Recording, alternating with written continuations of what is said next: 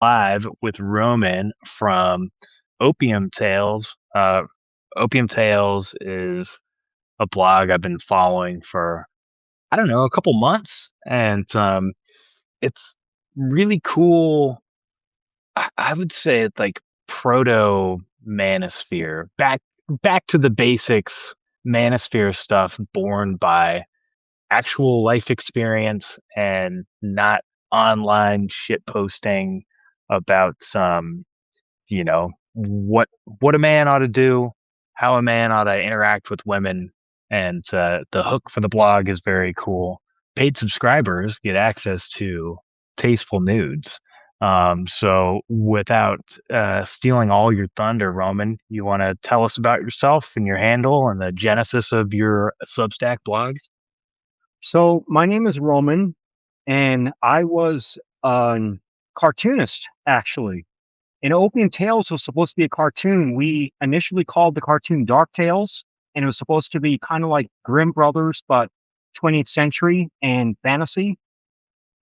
And what happened was there was a game called Dark Tales already. So I was thinking, opium, because opium was a drug of choice for the romantics. Because I'm a hardcore romantic. If I went back in time, that would be the time period that I think would be ideal. So we called it Opium Tales. We tried to sell it to Hollywood. We couldn't find the buyer, and it just died. But I got pretty good at cartooning. And then since we own the name Opium Tales, my friend Bart, who is a hardcore survivalist and was a light heavyweight Muay Thai champion of the Southwest at one time, an incredible fighter. But he said, Roman, you need to join Substack. So here I am. Nice. Well, it's definitely a good place for authors and artists to shop their wares. Although I think I annoyed the algorithm with promoting my own book for a while, so now I'm back to shit posting about politics, which suits me when the occasion arises. But that's very cool. So um, the Opium Tales book, right? Your sort of spec scripts are available in novel form on Amazon. Is that right? Right. Yeah, a bunch of them are, we novelized them, Anna and I, and you could tell who wrote what. We have completely different styles. So one day, hopefully, before in my lifetime, I'd love to see them cartoon, but we'll see. Well, all the tools are at a person's disposal these days. It is crazy what you can do with AI. I mean, listen, I know. So Roman, for the folks who don't know, he is like a polymath artist, right? You do music, you do painting, you're a pretty decent writer, and that's an understatement. And so, um, all these different aesthetic enterprises, you can do it by hand, but also a guy like you could take your style, shop it into a private AI, do animations, do storyboarding. I mean, it's a lot of work, right? You and I both have day jobs, but at the same time, I'll give an example. I just read this book by a fellow named Cairo Smith. Cairo Smith wrote a book called Scene Bucks, which is set in San Francisco fairly recently. Disaffected young man. He's actually a smut novel writer, and it's a thinly veiled allegory to people trying to get the teal bugs. And he goes on a series of worldwide misadventures and art ho parties trying to clear his name and also, get that secret pot of gold from billionaire benefactors. But so the book's cool, but what he's doing right now, just in note form, he's releasing like animated kind of manga web comics of scenes from this book as little teaser trailers. And I think it's a brilliant mixed media way to promote your art. But you already kind of have a sense for that with your various grasps of different media. Right. Yeah, there initially was, I was using Toon Boom Studio to start it, and it was just too much work. I was overwhelmed. That's why we try to get funding. trying to get $3 million for the pilot and just never got the funding for it because once I didn't want this. Okay, this is the problem. Is I'm not going to mention the guy's name, but I know somebody who wrote a lot of Hollywood scripts. His only bummer is he never sold one to Star Trek. That was his first love. But Okay. he, wrote a dozen scripts for Star Trek and never sold a single one. But you've heard a lot of the. I won't even say the shows because you'll actually be able to deduce who this guy was. He was making a whopping $5,000 a script, which is absolutely terrible. Which means if you're going to be able to feed your family in Los Angeles, you have to sell 2 scripts a month. So after hearing that, I was like, fuck this shit. With Opium Tales, we're going to co-produce it because we are not going to sell it. I'm not going to sell the thing for $45,000 while some other jackass makes millions. So that's Right. the whole reason we wanted to make the pilot, just so we could have kept the rights to it. That's really interesting. It kind of brings up the point of something I think I've seen articulated here and that I've felt myself is, the advent of LLMs have really Mhm. commodified the written word. But I also think there's nothing new under the sun, right? At No, the same time, it's just like you're a script writer with no connections in Hollywood. Like, yeah, we'll give you 5 grand and hit the bricks, kid. Um, you're lucky you're getting that. You're a dime a dozen. But even before that, I think it was Dr. Benjamin Rush said, "No one but a fool ever wrote except for money." But I think you're wise to say, I'm doing it myself or not at all." right. Yeah, because it was like I just posted about Dolly Parton. I Will Always Love You, which just absolutely went through the roof. It was number one single in 1974 for country, 1982 for country, and then of course Whitney Houston sang it. It was 1992. It was on the number one, not number two, but number one on the Billboard charts for 14 straight weeks, which is unheard of. And it ended up selling 24 million records. But in the 90s alone, she made over $10 million in royalties. This is Dolly Parton. This is not Whitney Houston, because when you write the song, you get the royalties per sale. And Elvis Presley's camp tried to muscle her out of 50% of it. The deal that they wanted to have was Elvis was going to sing it, and Dolly Parton, who was at the time not that big, he said, of course, I co-wrote the song, which he didn't write a word of it. But the deal was I co-wrote it, so I get 50% of the royalties if I sing it. So that said, he would have got half the royalties that she made from Whitney Houston, as well as 74 and 82. And of course, it's still selling today. So she's still getting royalties from it today. But that's my whole point is that if you end up selling the rights to your stuff, you'll be fucked. Because what if it does take off?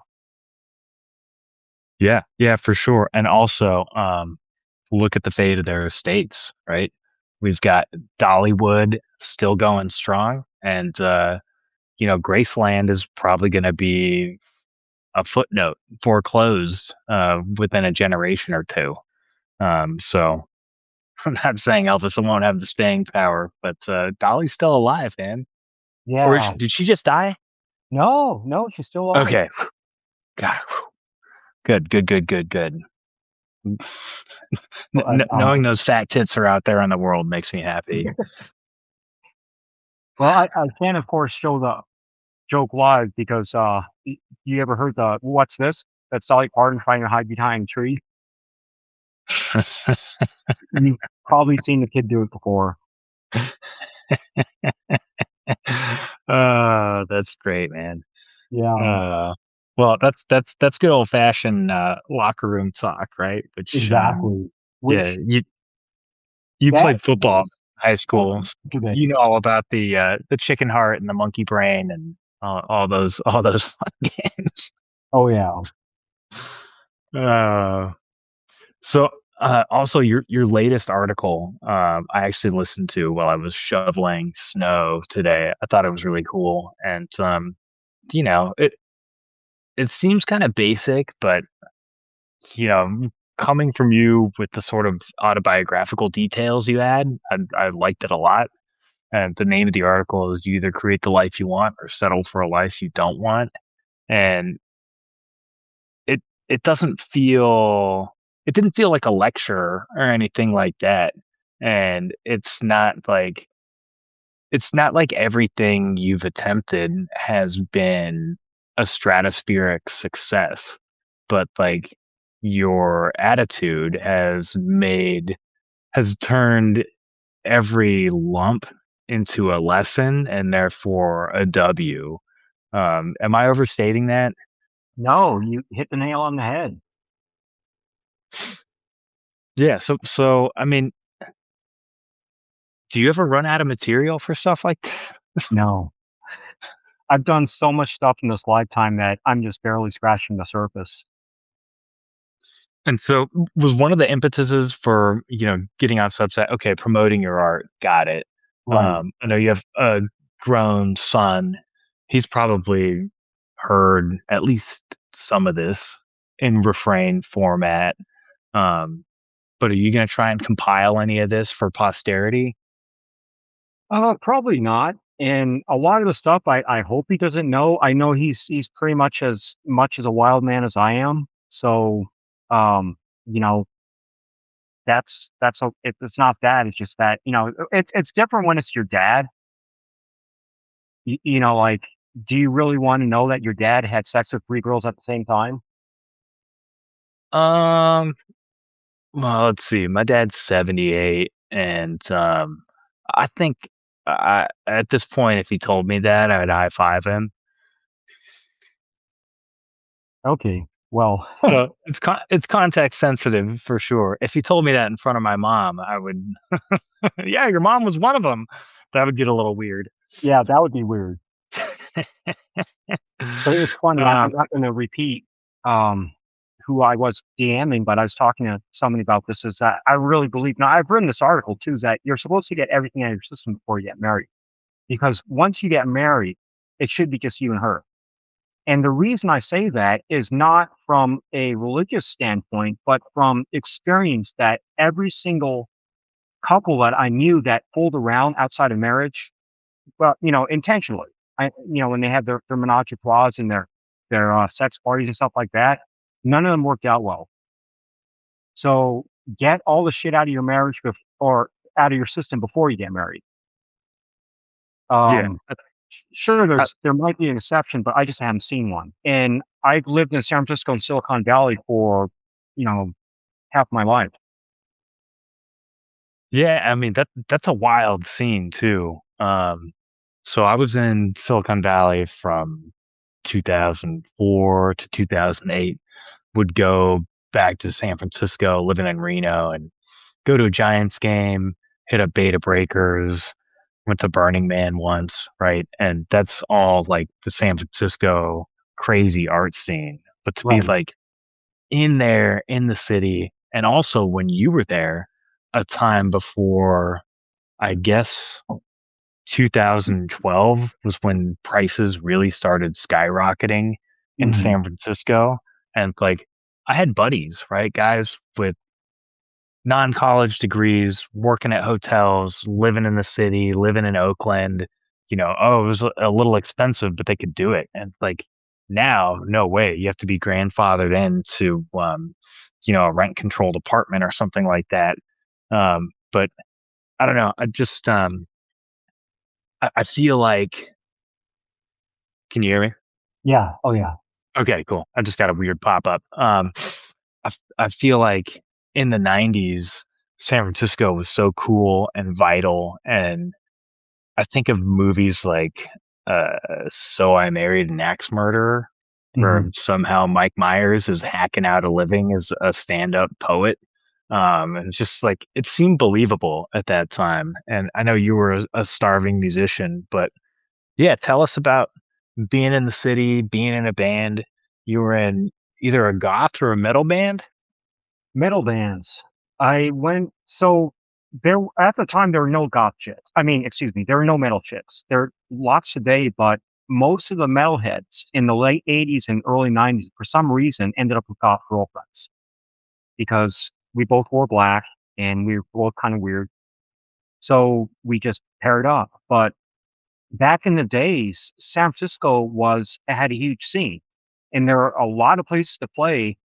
The problem what happened was actually tech pushed out all the artists and the musicians because you can know, like for instance, my producer was a perfect example. Is that he's initially from San Francisco, and his studio was right next door to Anchorstein, which you probably had. I It's really good beer. Well, R.I.P. Right? Anchorsteam's defunct. Is it? I think so. Oh, what a bummer. I know. Yeah, but they were right next to Anchorstein, and the cost of living when the tech industry moved in, because Silicon Valley now overlaps with San Francisco. There's just so many places that like geez, everything from Reddit to Twitter. Well, Twitter not anymore, but all those companies are in San Francisco. Those tech companies. So it's not just San Jose and in the area around there. There's San Francisco's absorbed a lot of it. So it pushed everybody into Oakland in the East Bay,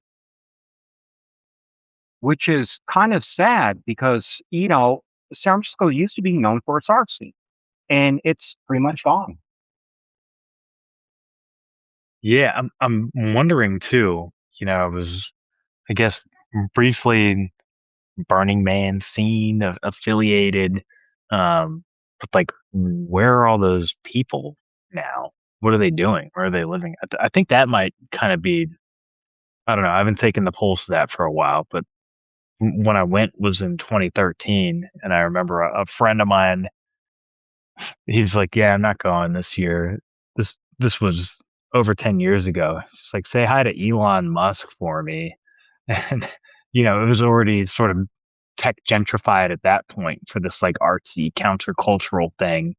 And you and I both work in technology or tech adjacent, and it's just like, okay, there's value there, there's wealth creation there.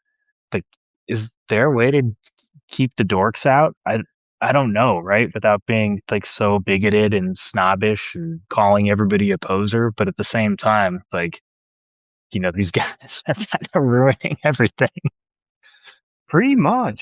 And, it's sad because I'm calling the kettle black here because I've made a lot of money from tech, but the tech industry did. It ruined art. It ruined Burning Man. And proof of that is just go to Burning Man right now and just like all the tech people just dorked out Burning Man, where it used to be a party. Like I remember when Burning Man was actually in San Francisco before it moved out to the desert. It was Oh, from Ocean damn. Beach, or was it Ocean Beach, or was it the other beach? Well, whatever it was in San Francisco. And San Francisco was such a fun town. Like for instance, one of the things that we used to love doing in the 80s is you'd go to Safeway and ask for what do you call those pieces of wood, that the crates, the wooden crates that hold the boxes? And Balance? yeah, you ask for them, and the employees, they don't care, just like go ahead and take one. And then you go and you'd have a bonfire in Ocean Beach, and you'd hang out with all the other high school kids and just have a bonfire. And of course, everybody illegally had alcohol, and the cops would come by, everybody would put it away and play dumb. And then as soon as the cops drive off, everybody whips the alcohol out again, and all of a sudden you're meeting all these different people from different high schools in San Francisco on Ocean Beach, and you'd be out there until two or three in the morning. That scene is completely dead now. Ocean Beach is a shithole, and then the same thing happened to Los Angeles. Is that if you see all the music videos and all the movies from the 80s and 90s, where you had Muscle Beach, you had Venice Beach, you had all those places, those are all fentanyl camps now. Yeah. What a drag. Well, without getting too serious about, how do we reconquista this? Um, you evoking, LA in the 80s. If I had a time machine that took me specifically to a concert, going to see Van Halen on Sunset in the early 80s, I think that would be a top notch, like peak experience. It's hard rock, but there's hot chicks there. The tits are out at the concert. Like David Lee Roth is just the most dynamic front man ever. Like that would be a peak experience. I don't know. Like I'd ask the same question of you. What's your time machine concert ramen? It would have to be Randy Rhoads and Ozzy Osbourne in 1980 or 81. That would be That hard to beat. yeah, man. That boy had hands kissed by God. Yeah, Unbelievable guitar player. yeah, incredible. I would have loved to see Van Halen in those days. One of the waitresses I worked with, and she was an absolute babe, but we never hooked up. But anyways, she was a huge fan of Van Halen, and in the Sammy Hagar days, because this is after David Lee Roth left, unfortunately, because I'm only in my mid fifties. I was too young to see David Lee Roth with Van Halen. So, anyways, she went to see Sammy Hagar. She took her panties off, threw it at the stage, and fell down and completely missed the stage because she was so young. Oh, But that good could for happen her. right Good for at her the same admitting to time. that. But a little trivia for you. Do you know what singer had, this is actually in the Guinness Book of World Records, what singer has the most panties thrown at him in his entire life?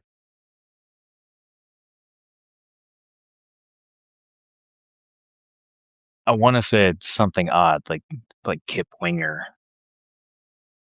It's not Kip Winger, it's Tom Jones. Wow, that is unusual. Ironically, Yeah. holy shit! It's so funny that there's moral panic around certain scenes, and then you realize that young girls are slutty in the right circumstances. It So, it makes it makes me empathize with the Burka countries just a little bit. mhm, Knowing recent history about these crazy broads throwing their panties at a lounge singer. Although shit, man, I saw a video of Tom Jones not too long ago, like busting out his dance moves on British television or something. It's just mhm. like, oh man, like on par with James Brown. It was really cool. Yeah, he pretty Showman. much is the English James Brown. The guy could dance. He also has a presence that girls just can't resist. And the funny thing is, he's still married to the same woman.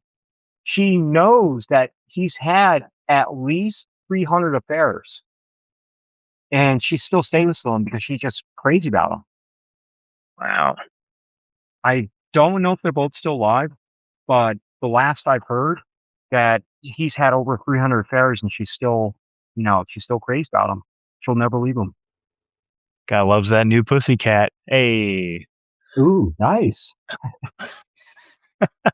Sorry, man.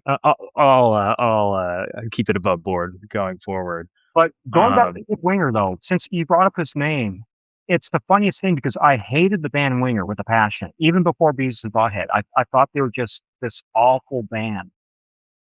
And Ann and I we're hardcore subscribers to the San Francisco Ballet. And one of these ballets, it said Kip Winger. I'm like, okay, this can't be the same guy. CF Kip Winger. I was like, this can't be the same guy. So I look on Wikipedia and find out that Kip Winger got so frustrated with the music industry that he became a classical composer. So we went to the ballet and it was fantastic. It was absolutely awesome. He totally switched. He changed. I mean, he still puts out rock music, but his classical music is where it's at. So if you get a chance to see a Kip Winger ballet, see it. yeah, I mean, it's so funny, right? And looking at their video for 17, which it's one of my all-time favorite 80s metal riffs. It's awesome. It's highly technical. It's Right. fun, bubbly, bright minor key. The band's white guy Jerry Curl just, you know, looking like they're having the time of their life, getting pussied 3 times a day. But if you made that documentary about Winger and, it's the classic arc of the front man, like, I feel like I'm outgrowing you guys musically. And then he just transitions to ballet. That's Yeah. a real zag. Yeah, it is funny. So going back, I listened to Winger stuff and it's not that bad. I think the reason is because at the time we were putting out kind of thrash metal, and of course you had to make fun of the glam metal because you're two different scenes, so you had to knock on Yeah. your scene. Even though I secretly love Motley Crue, but I just didn't Yeah. admit. Well, the glam metal okay. Motley Crue, Kickstart My Heart. That's another one. Just like awesome, right? My boys are Mhm. 4 and 6. Played it the other day. Everybody loves it. Song rules. The glam metal scene really fell down with all the power ballads, and the Right. power ballads suck for the most part, right? And even November Rain sucks Yes, until I hate Slash that comes song. in at the 4 minute mark and shreds the guitar solo. It's just like, oh, okay, that's it almost makes the rest of the song forgivable. Mhm. But yeah, man. So the other thing I wanted to kind of pick your brain on is just the general aesthetics of hard rock art, fantasy, and I think one thing that people are increasingly intuiting is like never judge a book by its cover is one of the worst aphorisms maybe ever created. Because there's a ton of like if things are marketed well and they tell you about the thing, you should absolutely be able to judge the book by its cover. And a lot of the stuff you're posting in notes is like Boris Vallejo and Frank Frazetta and tying in the stories of these musicians with the stories of these artists. And it's like it's either romantic or fantastical, or like in the case of Frazetta and Vallejo, like super macho. Um, just cool ass shit. I don't know. There's kind of a prompt there. It's like, how do you think these? Why do you think these aesthetics tie together so well? So Frank Frazetta had an unusual high amount of testosterone. It's kind of obvious what he painted. The girls always liked him. Of course, he was very loyal to Ellie, but he was able to. You know how like you watch baseball, you've seen people Yeah. hit home runs, and most home runs just barely go over the wall. He hits it like Barry Bonds, just like really deep into the seats. He was extremely strong, and he's not even that tall of a guy. He's probably only like about 6 feet tall, but he hit it really deep into the seats. He's always just a um, highly athletic guy. So I think that when you have high testosterone, it all ties together. Like Boris Vallejo, for instance, is a hardcore weightlifter. And still to this day, I mean, the guy's an old man and he's still buffed. I don't know if he's on TRT, but I whether or not he is, I don't care. But he's still buffed, even though he's an old man. So I think you have a lot of like the glam metal is all about testosterone. It's I want to fuck, you know, 3 chicks at the same time, 5 chicks at the same time. That's what Poison writes about. That's what Motley Crue writes about. Girls, girls, girls, stuff like that. But it's just really high driven, testosterone fueled music.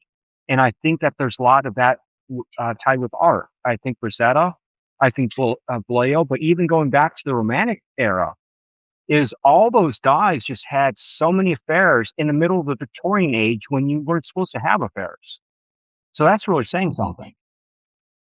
Yeah, it's kind of badass. Although, when you were talking about Frazetta, Vallejo, their physiques, I was thinking of both Da Vinci and Michelangelo, who were purportedly jacked, but also um, I think maybe too spurgy to engage in such behaviors. Michelangelo was apparently a notorious grouch, and then there's lots of theories about Da Vinci, which I can't say I've read enough about it here or there to really give a definitive opinion on it.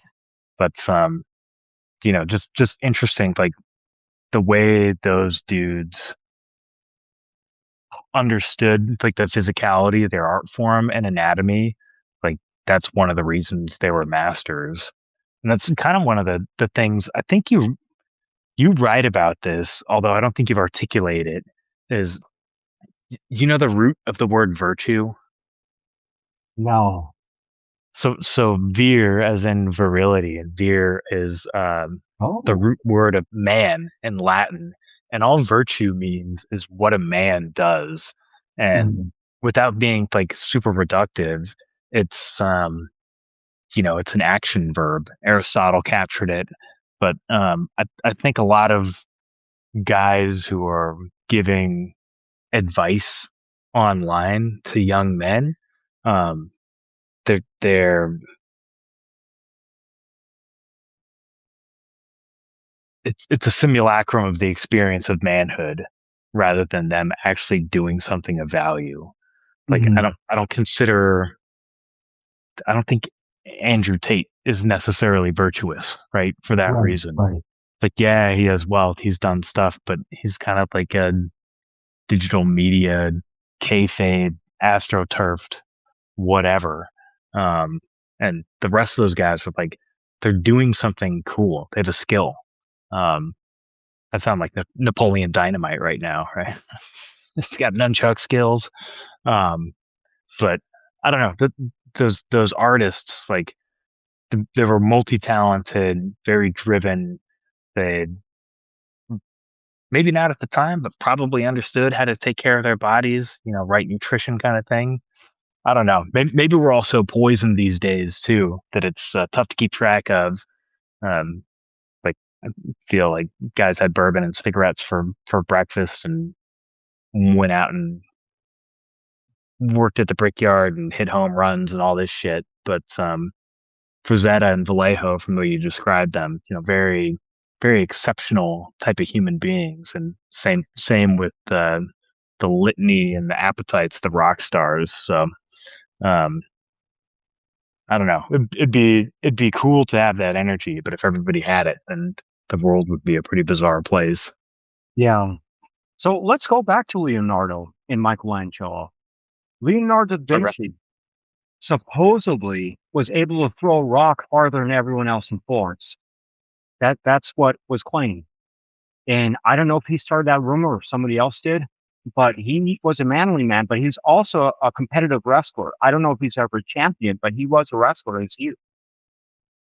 So he was very manly. Now, Michelangelo was very gay, and they weren't supposed to dissect bodies. Did anyways, but they were only able to get men's bodies. And if you notice a lot of the paintings of the nudes, the woman looked a little bit too much like men. And the reason is because I don't think he was ever able to dissect a woman's body. So I didn't even know if you've been seeing a woman's body before. That's why you have like Michelangelo's paintings are like men, the woman are men with tits. Oh man, that's awesome. Well, dude, make a note to yourself, and that's got to be one of your notes. I have to see this side by side with an Us Weekly image of Caitlyn Jenner. I want to see Caitlyn Jenner with as many clothes on as possible. It's Caitlyn was the one who was the runner, right? Or the Uh, tennis player? the What was the he? decathlon. I was the Kardashian dad who used to be Bruce. She was, That's and now right. yeah, and she took a walk on the wild side and had some hormonal help as well. Yeah. Now I heard that he ran for governor of California too. I think so. At least in the primary. Um, the other crazy thing about that race is famous black conservative Larry Ellison. Um, it's like a Fox News radio guy. He Mhm. also put his hat in the ring either for California governor or mayor of Los Angeles. And LA Times is just like black white supremacist running for mayor. It's just like you Wow. can't win. You can't win in the peak woke era. Luckily, the contradictions are kind of collapsing on themselves these days. But I don't know. We don't have to talk about politics, man. I think Yeah. we're mostly aligned. Our audience is kind of aligned, and it gets pretty boring, to tell you the truth. I mean, it is fun to get your blood up about what's going on crazy in the news, but the stuff that lasts is the stuff we're talking about, which is all about creating art. Right. And that was one of my primary motivators for you know writing a book a couple of years ago, which is the book's essentially about COVID, but I made COVID into a fantasy adventure. And okay, maybe it was an escape portal, but I really feel like I got it out of my system, exercised the demon, and it's on my shelf right now. And a couple hundred people have read it, so it's just like hell yeah. All right, what can I do next? What kind of artifacts can I leave for my progeny? I have the hardcover, and right Do now the they best. are in Colombia. Yeah, I mean, in the book I call it bad ombrea for the record, but that's very astute of you because I have been to Cartagena and modeled the drug lord's city in my book after Cartagena, which is an absolutely stunning colonial pirate town. It's sick. I recommend that everybody visit Colombia, especially if you just speak like a tiny bit of Spanish. They speak the clearest Spanish in the world. They speak the slowest out of all the Spanish speakers. And worst thing that can happen to you there is you get robbed, which is not so bad considering the state of the rest of the world. But yeah, man, I appreciate you flipping through. So the funny thing about Colombians, from my experience, is one, they eat too many carbs. They're wonderful people, but they eat too many carbs. So when you see Argentinians in Colombia, they look fantastic. They look so much slimmer than the Colombians because Argentinians eat all meat. But Right. the other thing is Colombians, for all the Latino or Latin American countries, they're the worst dancers. They're so bad that I'm not making this up. This really happened. The DJ of one of the clubs we were at pointed at me and was telling everybody, you need to be more like that guy In Colombia. in Colombia. Now, Holy smokes. This is like salsa? uh, it's just freestyle dancing. But when we went to Dominican Republic, it was the opposite. I was the worst dancer there. Those people could dance. Right. Well, there's the Castillo Spanish versus the Mestizo versus the Afro Hispaniolas. It's a rich creamery butter down there in South America. Tough to place your finger on it, but fat fat Colombians. I found I was there, gosh, almost 10 years ago. I found the women to be very attractive there. I also had the opportunity to visit the Botero Museum though, so maybe that's what he was getting at with the carb heavy diet. I don't know if you've ever seen any Botero paintings. No, You should do some homework, and I guarantee you would find some jolly content for yourself. So Botero was part of like that Colombian magic realist movement, and his signature portrait paintings are these cartoonishly Rubenesque fat people doing kind of hilarious day to day stuff. Um, it's they're really well done. They're really silly. He does like fat nudes, fat people in fancy outfits, fat people at the beach. Um, and they're just it's crazy, but you can also kind of see why it works, right? No, nobody was doing anything like that. He carved out quite a fat niche for himself. Fernando Botero. Yes, I have seen his work. I just didn't know his name. But Now you know.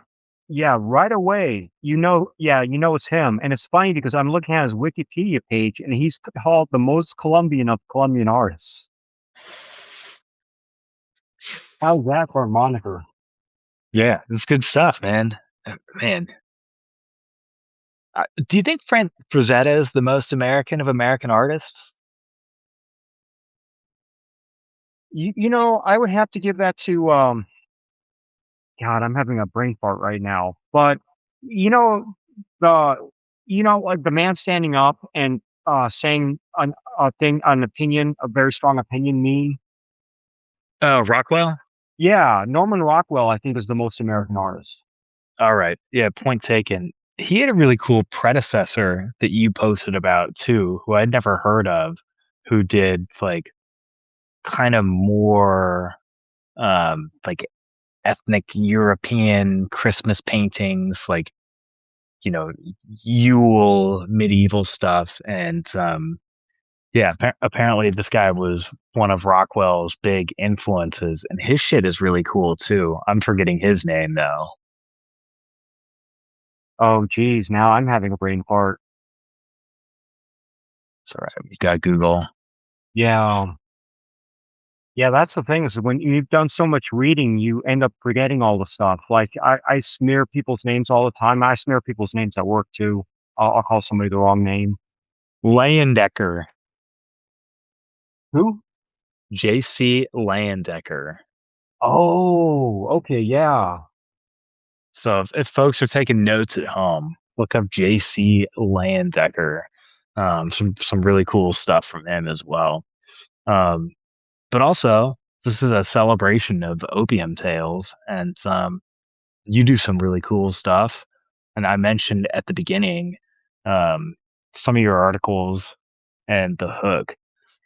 The hook for paid subscriptions, I think, is brilliant, which is, hey, here's kind of the pump you up, rub your shoulders, get in there, buck article of the week.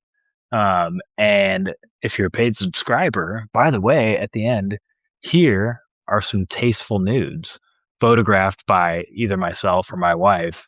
And you have a couple models on rotation, and it's really nicely executed. Hats off to you, and hats off for your continued like Renaissance man interests. So, Oh, thank you. musician, painter, photographer, what's taken up a writer? How do you balance all this, man? I'm just a workaholic. I got it from my mom. She spoke 5 languages fluently. She knew American history better than most American history professors, and she played Chopin and Beethoven on the piano and just absolutely loved opera. She knew word for word a lot of operas, and she sang along. She doesn't have a great voice, or she didn't, but she still sang along when she was listening in French or Italian. And she was just one of those people who's just extremely driven. So my cousin, the one who always played Laura Croft, she claimed that she and I had the same personality. My mother and I had the same personality, which I now take as a compliment. At the time, I was like, "What?" I kind of Yeah, don't. it's nice to hear that stuff, and when it sticks in your brain as an insult, you reflect on it years later. It's just like, all right, I can see where they were coming from. That's a good mark of maturity. So that is interesting, though. So San Francisco, you have this very talented mother, and she puts you on the Man of La Mancha to Man of War pipeline inadvertently. Yeah, pretty much because she was. I hate to say this, but she was just awful with men. She had terrible luck. So I don't know really why I became as masculine as I did. And some, it was one of those weird flukes that she had one boyfriend that I thought it was the greatest guy in the world. I really wish that she married him, but it didn't work out. I think I took a lot of his personality in the short time that she was with him. And he was one of these guys who's just a masculine guy. He just, there's no words for it. You just felt it. Well, that's cool, man. I feel like there's people who fly into our lives and make an impression, and even though things didn't work out, it's just like obviously you weren't negatively imprinted, And I get the same vibe from you as like, I remember being 7 and there was a kid down the street in high school and he was the stepson of the high school principal, and we were friends with his stepbrother. And this kid had moved in. He was, prototypical Gen Xer. He had lived in the retrofitted garage bedroom. He had a water bed, lava lamps. He had a Super Nintendo. He was into cool music. He was always tolerant of us. And just like, I remember the vibe this guy put out, which was awesome. I haven't seen this guy in 30 years, but the same sort of thing. Just like, I feel like through your blog, you're affecting the world in a similar sort of fashion, which is putting the positive vibes out and also adding some rock and roll and tits. It's great. It's the shit, man. Yeah, well, also, I mean, you know this from living in San Francisco and Silicon Valley, is just how anti-masculine that area became in the last 10 years. So I'm fighting that big time. So I flip it all the way around this way. I'm like, I try to be the most pro masculinity account out there. And, of course, there's more masculine guys than me, but that is kind of my aim is to be pro masculine because I really think that the big winners in masculinity are everybody because men have invented pretty much everything. Everything that is useful has been created by a man, with a few exceptions. I mean, of course, there's like Madame Clary, but that they're so rare. It's almost all created by men. So suppressing masculinity just absolutely destroys society. 100%. Um, and I wrote an article, gosh, it must have been a year and a half ago, called Make Your Children Hard to Kill, which Hmm. is all about kind of just and it's not a new thought, but like the absolute feminization of the childhood of boys. And Hmm. they're expected to act a certain way, but at the same time, like we ship them off to schools which are run by 70% ladies, and of the men that work there, maybe a third of them are gay. Hmm. And it's a very soy environment. I'm sending one of my sons right now to a private school, which we love the curriculum for, and it's open play. It's not sit down, shut up public school, which is awesome. Yeah. At the same time, like it's so soy. I'm not that macho. You've seen me. Like I'm not you know, I'm not like the Giga Chad meme, but I take care of myself. Um and that old playground warfare of my dad could beat up your dad. Oh yeah. I go to this school and I look at these dads, I'm just like, I can beat up all these dads. I won't. The masculine thing to do is to not beat them up, but I could. Hmm. I want my son to intuit that somehow. And as one of my Substack friends, GLO, who you should follow, or Glow, um, he has a blog saying that 6-year-old boys are the most right wing creatures on earth, which Yes. is pretty funny because my son will come home and just like, well, why'd you like baseball? He's like, I like baseball because there's no girls allowed.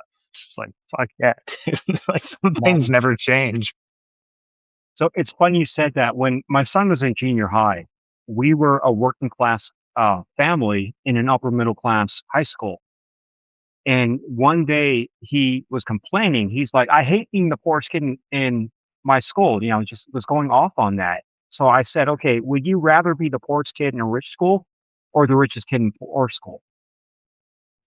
And then right away, it registered. It's like, oh, but the funny thing is one of his best friends started a company and is worth something like $100 million, just filthy rich. And his friend loved to play it holier than thou and would make fun of him. So one day my son just told him, he said, you know, uh, because he's kind of saying, yeah, how much his dad is richer than my dad. And it's like, yeah, but my dad could hit your dad's ass with one hand tied behind his back.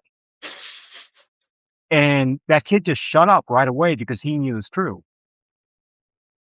So it is important for a father to be masculine.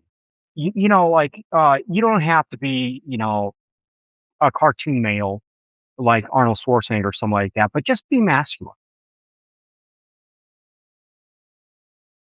Yeah, it's I don't know, it's liberating to be and do, and a lot of that isn't like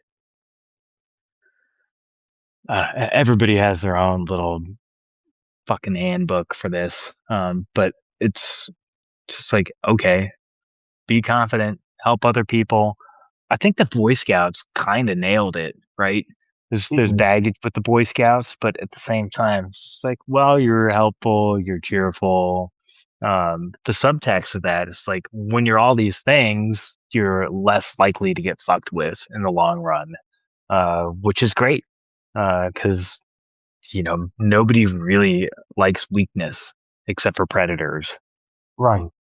So which the is original one of Boy my Scout. problems. That's one of my problems with the public school system, right? The, Mhm. the, the longhouse, right? Is it insidiously inculcates weakness, and that leaves people vulnerable to predation. Right. Yeah, the original Boy Scouts had boys making fire from nothing. It had boys, learning how to set traps, things like that that are real skills, outdoor skills too. We need to get back to something like that where you teach your kids how to hunt, how to fish, how to not only kill an animal, but bring it back and skin it and gut it and cook it. Yeah, I mean, dude, we're not even hog tying and scalping engines anymore. Yeah, we have it so easy nowadays, and I think that's one of the problems. Yeah, it is. You know, back to the simulations. Like you do have to simulate agrarian labor by lifting weights or simulate violence by hitting a punching bag or something. Give your brain some kind of approximation of that for a society that's okay, constrained in some of the right ways, but also like it's held together very thinly. Right. And as we see in Minneapolis, there's some Harry Potter LARPer types who are kind of getting hit in the mouth and saying, "Well, I didn't know that could happen." It's just like, well, sorry, you're a useful idiot and a statistic now. Yeah. Um, You're but not supposed to be yeah, using real bullets. yeah, yeah. I'm in the safe zone. Come on. Yeah. Um, all right, so let's talk about naked ladies. Let's have a breath mint from the violence and All talk right. about not just sex, but eroticism, which I think is something that you want to convey in your photographic art. And I would say again, like these are it's not pornography; they're tasteful nudes, and like there's no sculpture from antiquity titled you know, MILF BBW nymph glazed by her step satyr. Um, right? There's none of that. It's just like beautiful appreciations of the form, and it's sexy and erotic without being lurid. Um, I just kind of want to pick your brain on where the line is. So it's funny. I was asked this by someone recently. Where do I draw the line between erotica and pornography? And I say pornography is when there's a dude in there. So as long as there's All a dude right. in there, it's fair game. I've shot lesbians before. I think that Okay. it's beautiful. I mean, not like ones in their 50s that are bitter and hate men, but beautiful girls in their 20s. I think it's beautiful, but most people would call that pornography. And I get it. I'm a huge minority. I'm probably 1% of the population here. see the beauty in that rather than seeing the porn. I think Well, that some look, Russians man. agree with me Yeah, just real quick. there.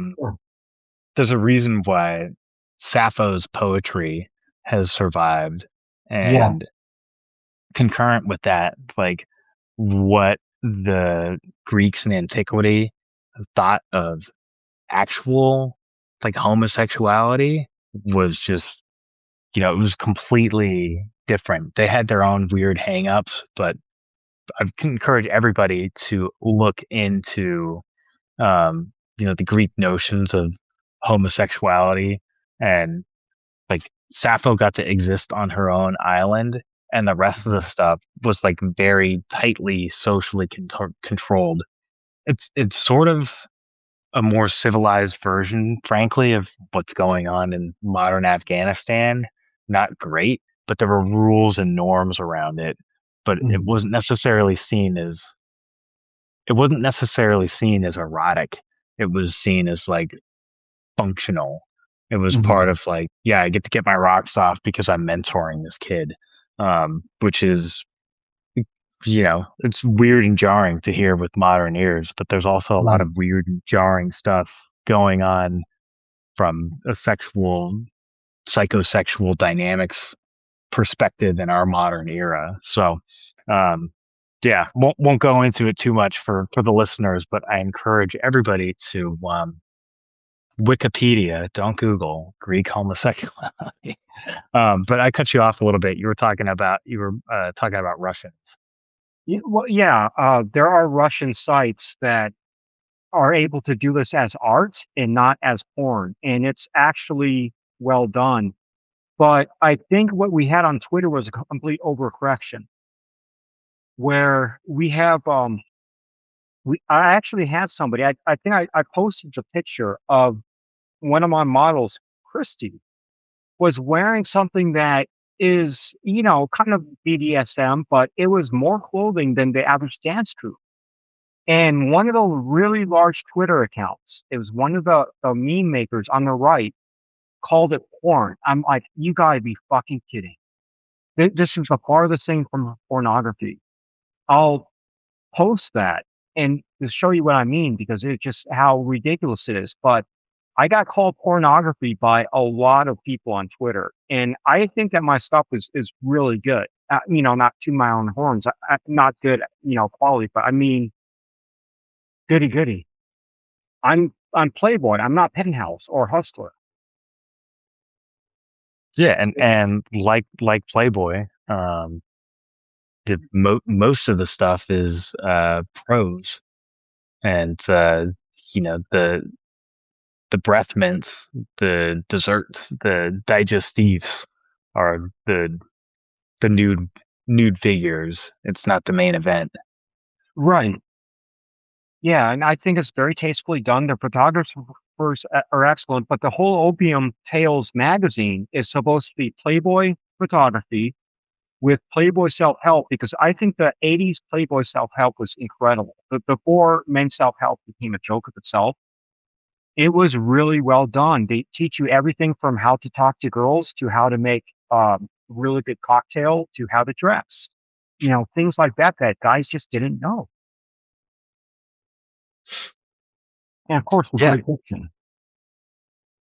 yeah. I mean, Hunter S. Thompson was in there. There's some really good serialized authors whose names are escaping me, but like, Isaac Asimov big, was in there a lot. yeah, Yeah, yeah. they're It's powerful. really interesting.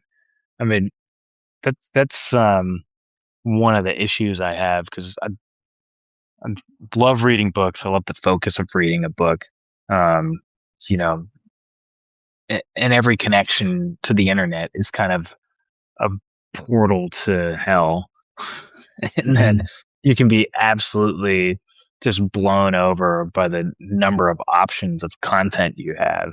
And, you know, getting like a physical periodical, and I just remember getting magazines in the mail and like remembering the way they smelled.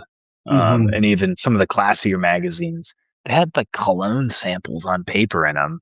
like Oh yeah. really cool stuff. And it's unfortunate that those kind of things have been lost. I would like to keep all the coolest stuff from previous eras um, in our next era of American imperial dominance and infinite wealth. Bring back the cologne samples, bring back cool magazines. Um, you get a pack of 3 cigarettes on your Pan Am flight to London, and the stewardesses are hot again. Like, is that so much to ask for? Oh man, that's one thing. Another thing I'm thankful for my mother is that she did like to travel. So we did do a little bit of flying in the 80s, and the stewardesses in the 80s were not only hot, they were nice. And the stewardess today are a bunch of bitches, but they were Ex- really nice in the 80s. It was weird just how much it changed. Well, now we're just a couple of old men talking about the good old days. Pretty much. Um, So look, we've been at it for about an hour. I want to be judicious with everybody's time. Got a lot of folks who are here live with us. Um, if anybody in the chat has a question, I encourage you to type it. We've got a guest here in Roman from Opium Tales who can talk about heavy metal. He can answer your questions about art. He can answer your questions about fantasy. He can answer your questions about tasteful nudes. So if anybody has something they want to add, I encourage you to jot it into the chat. Third shot of rum. Roman's on his third shot of rum, which is great. It's a Thirsty Thursday. Yeah, I myself made a stiff Manhattan for my wife and I last night, and we also split a bottle of wine, and then we're just both up at 3 a.m. last night. And she's like, we can't do that on a Wednesday anymore. It's like, yeah, we used to just sleep through this, didn't we? So anyway, New Year's resolution to drink less starts on February 2nd, Groundhog Day. Yeah, I like that. I'm gonna keep drinking until February 2nd then. I like the marathon attitude. Um, well, sweet man. I think people are holding their peace, which is fine. And what I want to do is just thank you. You have my continued support. Your blog's really cool. I can't wait to see what happens with the Opium Tales magazine release. And keep plugging away, man. This has been really fun. Yeah, I got to get on Allie's case. She's got to take her pictures. I shot all my girls. She still hasn't shot hers yet. Okay. Well, we'll be waiting with bated breath. Yep. All right, amigo. Awesome. Yeah. Great talking to you, and keep in touch. We'll do it again. Sounds good. Take care. All right, brother. Yep. Bye. Bye.